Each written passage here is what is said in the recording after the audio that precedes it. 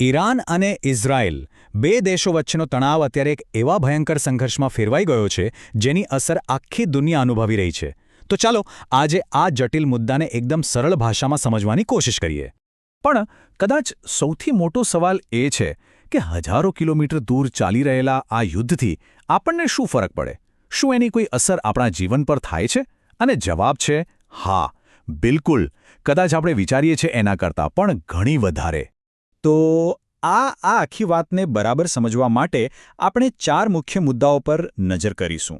પહેલું કે આ લડાઈનું મૂળ કારણ શું છે. બીજું, આ મામલામાં અમેરિકા ક્યાં ઊભું છે. ત્રીજું, એની દુનિયા પર શું અસર થઈ રહી છે. અને ચોથું, ખાસ કરીને આપણા દેશ ભારત પર એની કેવી અસરો પડી રહી છે. તો ચાલો શરૂ કરીએ. કોઈ પણ અસરને સમજતા પહેલા એનું કારણ જાણવું બહુ જરૂરી છે. તો સૌથી પહેલા એ સમજીએ કે આ સંઘર્ષની આગ લાગી ક્યાંથી? આ લડાઈ શરૂ જ કેમ થઈ? જુઓ, આ કોઈ આજકાલનો ઝઘડો નથી. આના મૂળિયા ઘણા ઊંડા છે. એક બાજુ છે ઈરાન, જે એક શિયા મુસ્લિમ દેશ છે અને જ્યાં ધર્મના આધારે શાસન ચાલે છે. તો બીજી બાજુ છે ઇઝરાયલ, જે દુનિયાનો એકમાત્ર યહૂદી રાજ્ય છે. આ બંને દેશો વચ્ચે દાયકાઓથી વિચારધારા અને રાજનીતિને લઈને મતભેદ ચાલતા આવ્યા છે. પણ જો આપણે તાજેતરના કારણોની વાત કરીએ તો 3 મુખ્ય મુદ્દાઓ છે જેણે આ આગમાં ઘી હોમવાનું કામ કર્યું છે. પહેલું, ઈરાનનો પરમાણુ કાર્યક્રમ. ઇઝરાયલ માને છે કે આ એના અસ્તિત્વ માટે મોટો ખતરો છે. બીજું, ઈરાન જે રીતે હમાસ અને હિઝબુલ્લાહ જેવા ઇઝરાયલ વિરોધી જૂથોને ખુલ્લેઆમ સપોર્ટ કરે છે.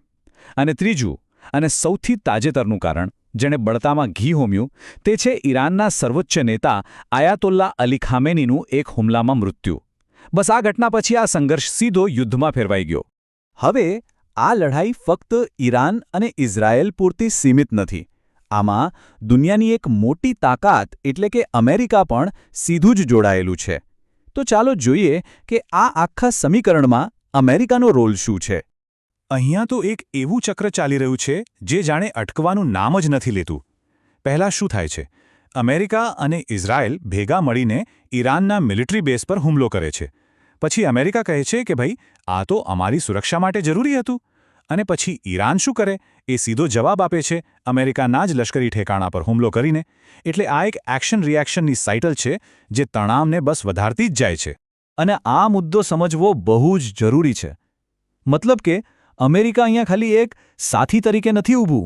ના, એ આ યુદ્ધમાં સીધું લડી રહ્યું છે. એક એક્ટિવ પાર્ટનર છે. અને આ જ વાત આ સંઘર્ષને વધુ ગંભીર અને ગ્લોબલ બનાવી દે છે.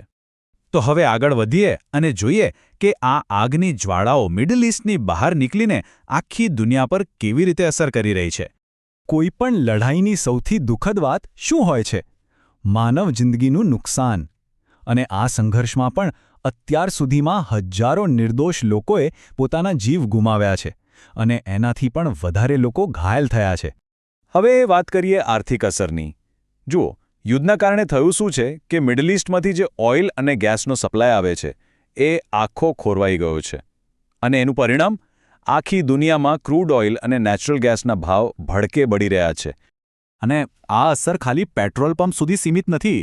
દુનિયાભરના સ્ટોક માર્કેટમાં ઉથલપાથલ મચી ગઈ છે.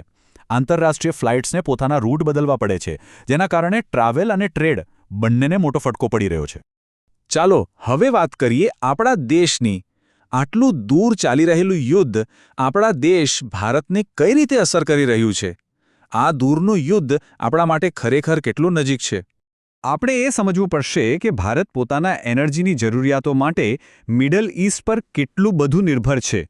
આપણું મોટાભાગનું તેલ એ જ યુદ્ધવાળા વિસ્તારમાંથી આવે છે, ખાસ કરીને સ્ટ્રેટ ઓફ હોર્મુઝ નામની જગ્યાથી. હવે વિચારો, જો આ રસ્તો જરાક પણ ખોરવાય તો ભારત માટે કેટલી મોટી સમસ્યા થઈ શકે છે. અને આનો સીધો સાદો અર્થ શું? જો દુનિયામાં તેલ મોંઘું થશે તો એની અસર સીધી આપણા ખિસ્સા પર દેખાશે. પેટ્રોલ ડીઝલના ભાવ વધશે અને એની સાથે સાથે બીજી ઘણી વસ્તુઓ પણ મોંઘી થઈ શકે છે. પણ વાત ખાલી મોંઘવારીની નથી. બીજી પણ ગંભીર અસરો છે.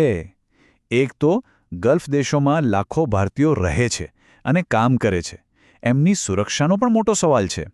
બીજું, મોંઘી આયાતને કારણે આપણી ઇકોનોમીની સ્પીડ ઘટી શકે છે અને મંદીનો ખતરો પણ તોળાઈ શકે છે.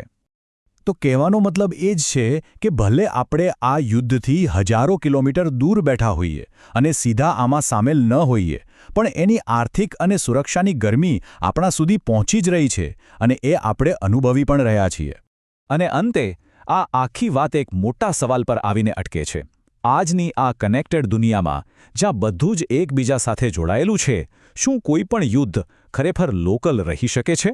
કે પછી દુનિયાના કોઈ એક ખૂણામાં લાગેલી આગનો ધુમાડો આખી દુનિયાને ગુંગળાવવા માટે પૂરતો છે? વિચારવા જેવી વાત છે.